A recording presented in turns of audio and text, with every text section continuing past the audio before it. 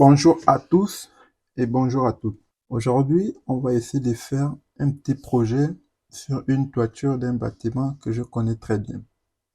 Là, nous sommes sur le site de Géoportail pour ceux qui sont en France. Je vais mettre l'adresse du lieu de résidence. 11 rue Montpellier. Je dézoome et je trouve mon bâtiment. C'est ce bâtiment-là. Pour ceux qui connaissent Montpellier, voilà l'hôpital, non, la poste de l'université. Voilà, ils ont des panneaux solaires sur leur toit, c'est très très bien. Allez, bon, on va se concentrer sur ce que nous voulons faire. Voilà notre toiture. Voilà, ça c'est le sud-ouest, le nord-est.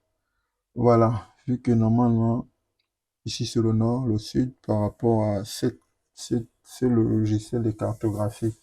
Donc moi, je prends l'adresse, je fais clic droit, je prends l'adresse. Là, il me tape 13 rues, mais elles sont sur le même alignement, c'est impair. Demande à Google de me donner son numéro INSEE. Donc là, il vient de me donner le numéro INSEE 34172. Ok, qu'est-ce que moi je fais? Je vais sur Google, je cadastre data.gouv. Je viens télécharger les documents, donc cadastral informatisé. Voilà, vous avez tous les types de fichiers que cette plateforme cadastrale propose. Nous, ce qui nous intéresse, c'est les fichiers au format DXF PCI. Donc, je vais descendre. Là, j'ai le dernier millésime disponible. Voilà, la dernière mise à jour effectuée le 1er avril 2024. Donc, là, vous avez les différents formats. Moi, ce qui m'intéresse, c'est ce format DXF PCI 9, CC9 zone. Maintenant, par EPCI ou par département, ils sont lourds. Moi, je prends par feuille. C'est très simple. Je suis à Montpellier, donc je prends 34. Je tape ici, recherche, ou bien je tape direct F3, le raccourci. Donc, on est en train de faire les choses simplement, donc on va pas courir. Pourquoi il ne m'a pas recherche? Voilà, F3, ouais, contrôle F, ah c'est contrôle F. Bon, moi j'appuyais souvent F3, donc recherche. Donc là, je tape 34 172. Ça, c'est le numéro INSEE et je suis allé prendre. Je vais venir dessus. Maintenant, là, j'ai toutes les parcelles cadastrales sur Montpellier 34. Donc, moi, ce que je cherche, pour affiner ma recherche, je reviens ici et je regarde maintenant là. Là, je laisse l'adresse. Je m'intéresse maintenant aux informations concernant la parcelle 00 AV 021. Je prends AV. Il va beaucoup m'aider. Donc là, ici, ils sont répertoriés par ordre alphabétique, quoi. AB, AC, AD. Moi, je cherche AV. Donc, je viens ici. Il va le télécharger. Je viens dans le téléchargement. Voilà.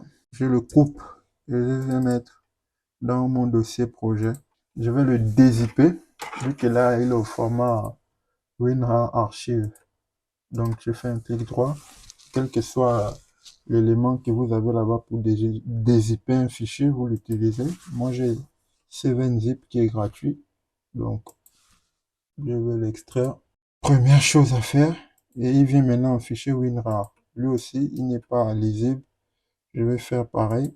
Il va l'extraire et il va venir au format AutoCAD. Donc, il apparaît là.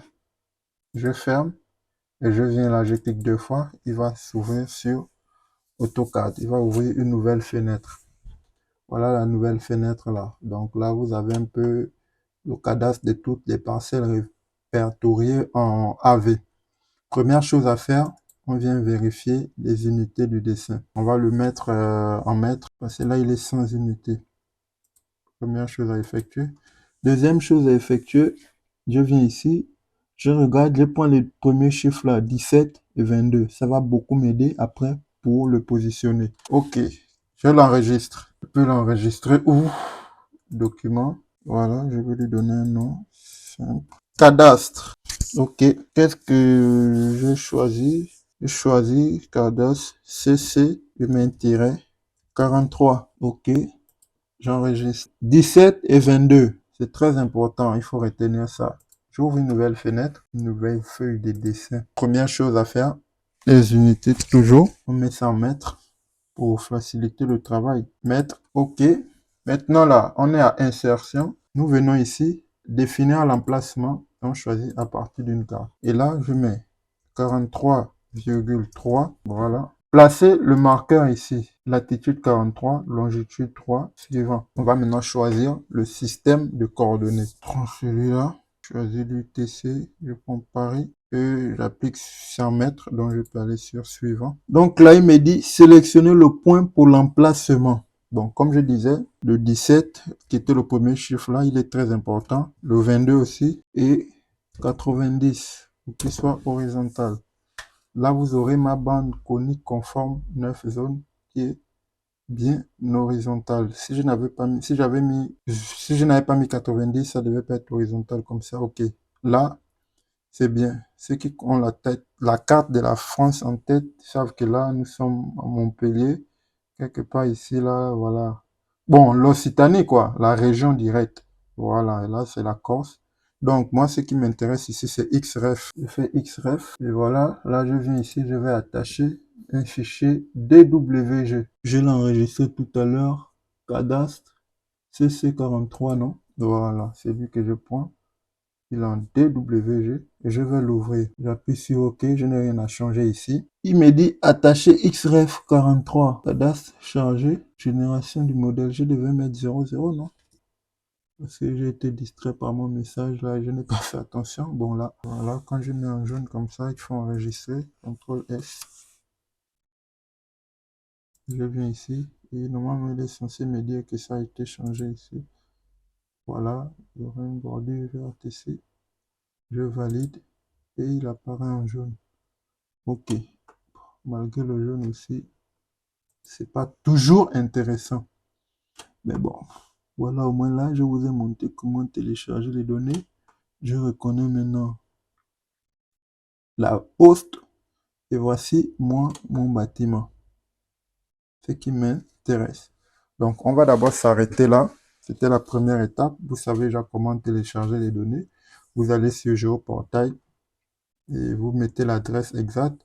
Et puis après, vous prenez les coordonnées, l'adresse exacte, vous allez sur Google, vous demandez le numéro INSEE pour affiner vos recherches. Bon, vous n'êtes pas obligé, hein, si vous connaissez déjà, si l'apporteur d'affaires a déjà mis toutes ces informations dans un dossier, dans une fiche de projet, voilà, c'est devant vous, plus besoin d'aller à gauche, à droite, à gauche, à droite.